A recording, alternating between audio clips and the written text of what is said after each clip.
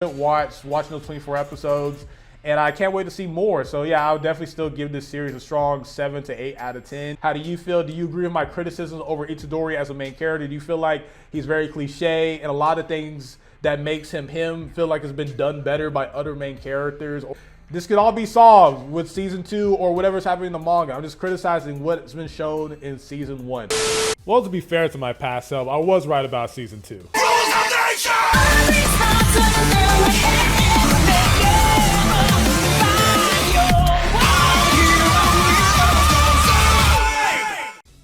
All right, man, let's talk about some peak anime. But before we do that, I'm recording this video on December the 31st, 2023. By the time you're watching this, though, I'll be turning 27. Shout out to Chiseled Adonis. Hopefully I can show him that because he's been using that 27 meme for the longest. And hey, my birthday is here. So you can say happy birthday in the comment section down below. But today we're here to talk about Jujutsu Kaisen. And when I first talked about this anime back in 2022, when I did my recording of the first season, I watched it in dub and I also watched it in Japanese.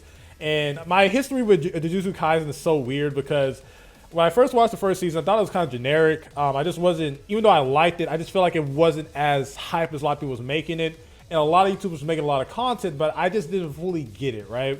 And then I was spoiled with like seeing Yuji and Nanami beating the crap out of Mahito and just not really understanding what's going on. I've seen the memes, and I saw Nobara's death like just randomly in a Twitter meme, so I already kind of knew that was coming. And then my friend and I did a video talking about pretty much him spoiling JJK for me, even though I don't even know what those spoilers really meant when we was recording that video. That should be linked in the cards. And I saw a very important fight I'm not going to spoil here that was trending on Twitter without full context, was just hyped about the fight, right? So me watching this season was kind of me experiencing this storyline like for the first time, even though I knew some spoilers. And the way I'm going to discuss this is talk about, one, the animation, two, the music, and overall I'm just going to be kind of breaking down how I feel about 10 to 11 characters to overall discuss the reasons why I think this season is a masterpiece and defines Jujutsu Kaisen as something to be watched. It's something to be taken seriously as an anime juggernaut for the future moving on. Of course, by the time I cover any shonen, it usually is about to end. It happened with Demon Slayer, Bleach, or whatever. But I really want to talk about this. And you know it's important to me because I'm talking about this on my birthday. So first of all, let's get the elephant out the room here. MAPPA is a great studio in terms of delivering a lot of quality anime, but the way they handle these animators, from what I've heard, was not the greatest. And I think a lot of the credit for why this season was so great needs to be shown to the voice actors, for one, both on dub and the original sub. And just overall, just how much work they put into these animations, despite the crunch they was going through. And this season's animation by far surpasses what happened in season 1. Like, don't get me wrong, season 1 has some good cuts, but the fact to go from Attack on Titan final season movie to this, and just overall, like some of the biggest, like Yuji versus Chozo, some of the best action sequences I've ever seen in my entire life. Like, it had some animation that was like shout outs to the Raid and how the Raid 2 and just how great those fight choreography was, to seeing Gojo do his thing, and the fight with Sukuna versus Mahoraga was incredible for the fact that you could tell that the crunch was incredible, but they changed the art style to make work with it. Like, insane. And Sukuna versus Jogo was incredible. Like, insane cinematography and overall just animation out this world. I gotta give the animation a 10 out of 10. And just the storytelling as a whole, like the Shibuya incident. I remember my friend Kendall, again, you can check out our video. And this is not the greatest quality, but him telling me how he feels about JJK, and I'm just giving my opinion on what he's saying. He already said that was going to be amazing, amazing arc, but it was beyond my expectations. It was incredible. And I know for a lot of people, when too many characters die off in certain ways or not unceremoniously, I can understand why people feel a type of way. For me personally, I have the balls to kill off someone. We can go into it, man. But I want to talk about these characters and just overall how they work with the season. Like, for one, we have Geto, which I discovered him in JJK season, well, not season, but movie 0, and kind of seeing him post him being evil, but seeing his transition from being something that Gojo later on becomes and becoming where he hates humans and uses the word monkey, sounding a lot like Frieza. And he transitions because of his insecurity of now not being the strongest, along with his best friend Satoru Gojo. And you can tell I care about this series a lot more because I'm not messing up names. I remember names a lot easier, and I'm saying Sukuna right, saying Sukuna, even though I know a lot of YouTubers say Sukuna, but I don't know. But yeah, man, I think Geto overall as a character and him even fighting back. And this is a spoiler, but the person taking over Geto's body is a character called Kenjaku, so I'm just going to say Kenjaku. And him just overall taking on Toji and everything, I think he was an incredible character. And it's funny enough, like the beginning part of this season kind of helps give more context to movie 0, which I think movie 0 is definitely a film to be watched along with season 2. Then you got Satoru Gojo, my favorite character in JJK, and a lot of people's favorite character. I'm literally seeing Megan Stallion talk about where he's going with my man and all those things, and a lot of my female friends are a fan of this character as well. But I think his origin story really shows how important this character really was, because even though I was watching him in season 1, I just kind of felt like he was a Kakashi type, right? Even though I knew he was his own character, I didn't realize how much of an impact he made in this universe by just being born, and how cool he was. And also watching the biggest fight that was happening when it was on Twitter and everything, just recognizing how cool this character was and why people love him so much. Even though I have my own figure of him, I think this season really helped out a lot, seeing his transition from, like, even though he had the 6 eyes and limitless, seeing him overcome his limits to take on someone like Toji, who was able to pretty much take him out because he was not prepared for it, and seeing him do the speech of like, I think I alone am the honored one. Incredible stuff, man. And seeing his fight against Hanami and Jogo, which is kind of confusing, Gojo and Gojo, whatever, against Jogo and Mahito, and then eventually being sealed and everything. I think it was great work, man. It really made me love Gojo even more and wait for his return later on. Then we got Nanami. And Nanami is one of those characters where a lot of people really fell in love with this character, where he did that whole saving Nobara situation where he grabbed that one dude by his head. And ladies loved that, though. But Nanami, he really showed his grit in this season, and just him like trying his best to be the best grade 1 you can be without being a special grade. And his final scenes and him like pretty much saying like I can finally rest, and him thinking about how he can tell Yuji to keep moving forward without feeling like he's going to curse him for the rest of his life, and unfortunately still does in a way because of how Yuji interprets it, because he's a 50-year-old kid. I still think him as a character was a great send-off, and overall love the character, especially what he'd done before. Now we got Nobara, which her status is still left in the window if she's alive or not, even currently in the manga. But I think her impact was really incredible this season, of just like, yeah, she was getting her head rocked to the point her brain had a little x-ray. But her final fight against Mahito and just her flashback and everything like that is still very disappointing that we don't get much of her after this point, if we ever get anything much from her. But I still feel like the balls to kill off or remove a character like that who was so popular is something I gotta give Gege credit, even though it's like, yeah, I would wish it. I'm not mad at it personally. I know some people wanted to drop the series because of it. We got Megumi.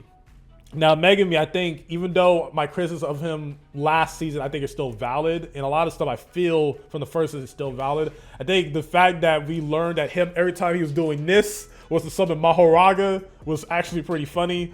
Him learning his backstory, like how his father was low-key trying to protect him in a weird way. I heard some defenses, but yeah, it's just cool seeing his brotherhood with Yuji a lot more this season, and seeing him take on like the disaster curses, and taking on his father, and being able to survive an overwhelming opponent like that, to pretty much putting his life on life with Mahoraga to try to take out somebody. It's incredible, man. I think that was pretty good. I feel like that character deserves a lot more love. I've seen memes call him Potential Man. So I think that, again, I know what's going to happen in the manga, at least for some parts. I still don't know everything post that big fight that happened on Twitter, but I'm definitely going to enjoy it when it comes to the later seasons. Then we got Chozo. Now, Chozo is interesting because I just outside that badass fight, I knew it was some type of like Todo Chozo thing going on, but they're both trying to be brothers. But the fact that you learn, well, I've learned, this is spoilers, but the fact that Chozo and Yuji are blood related, I thought it was a joke like Todo, but it's actually real. Chozo like pretty much taking over the entire blood work move and everything. I think it's well deserved. And overall, I think Chozo's a pretty cool character. I can't wait to see more of him later on down the road. Then we got Mahito, which is one of the best villains in anime. I despise his character for a passion, but he got work done and he was a menace to society. Like, what else can you say, man? He pushed our main character so far, and his potential and overall taking out people left and right. He's a great villain, one of the best villains in JJK, if I've seen so myself, outside of, Sukuna and etc. Like, definitely a villain that, like, I'm glad that he went away, but he was amazing while he was here. Now, Todo is a character where, man, I wish he didn't lose his hands, man, because Todo is pretty much the All Might with a man bun, man. And I love Todo. He's keeping it for the buff brothers out here, and he's one of those characters, man, that he's like one of the best friends in anime, man. Like, of course, you're gonna have Chozo try to act like, well, he is Yuji's brother, and that's crazy that Yuji pretty much killed his blood brothers by accident. But anyway, Todo was incredible in this.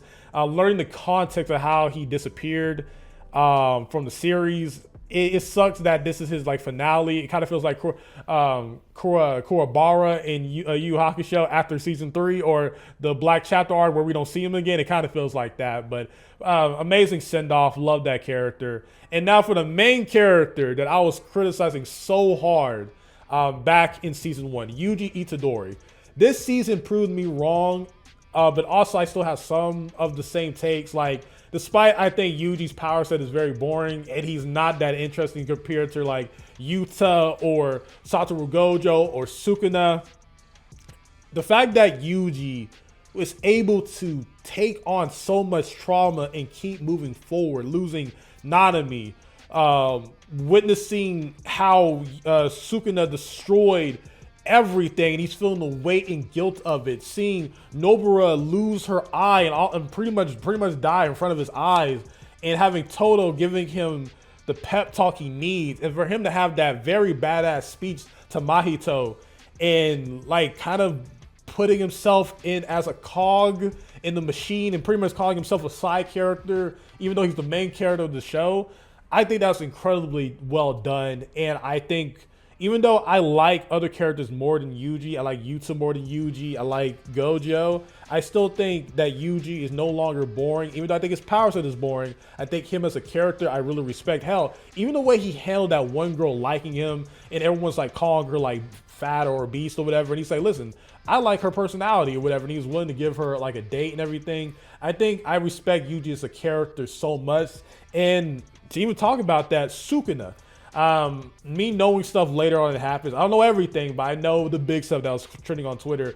I think Sukuna proved himself to me a lot more than just your classic archetype of like the inner demon inside the main character trope. Sukuna's presence and aura was incredible. Once the 15 fingers were taken in by Yuji, those fight scenes and the amount of like kneel before me, it was giving Vader, it was giving so much incredible power, and I think he lived up to everything. And the animation on top of it, I think Sukuna is the presence and power. I don't mind if it's a trope or whatever. I think despite the tropes this series can't have, I think this season far surpassed them, and I love it for it.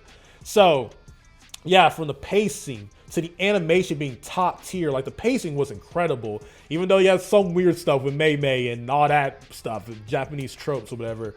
But yeah, man, this was a fantastic season of animation, of pure talent and overall ambition.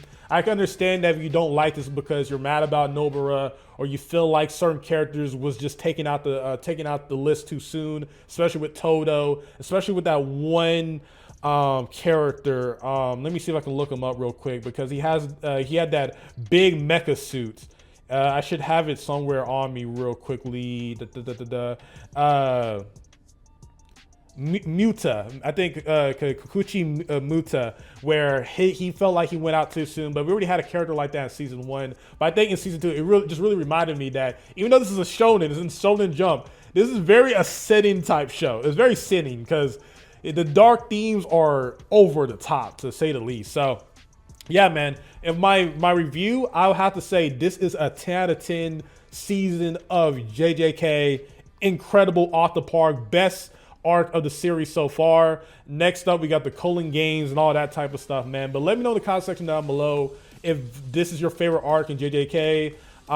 Despite my criticism, I think I gave the last season, season 1, a 7 out of 10. But this definitely surpassed in every mark. Please, Mappa, I know you're not listening to me, but make sure to give the animators some type of break, man, because it's been hyped up that they're going to work on the next One Punch Man season, and just they got so much on their plate, and the animators are leaving the studio. Please, like, despite how incredible this season was, animators are people too. Animators, artists, especially the rise of AI. Please support these artists and just don't overwork them, man. But yeah, that's my feeling about it. I want to cover more of JJK. So if this video gets over 50 likes, and I would love to talk about more of JJK. If y'all want me to power scale it, I will, because I know y'all still want me to power scale these days. Happy birthday to me, because I'm recording this way in advance, and hopefully I can get it out by my birthday. And hope you guys are not too mad about the Vegeta video. I don't know what the reactions are, but I can tell people be sensitive about it, man. People be mad sensitive. They'll disrespect me over a fictional character, but I can't crack jokes with a fictional character. But yeah, thank you for watching. Thank you for all the love, support. Thank you for 25K subscribers. SonTJ, peace. Love you all. Yes.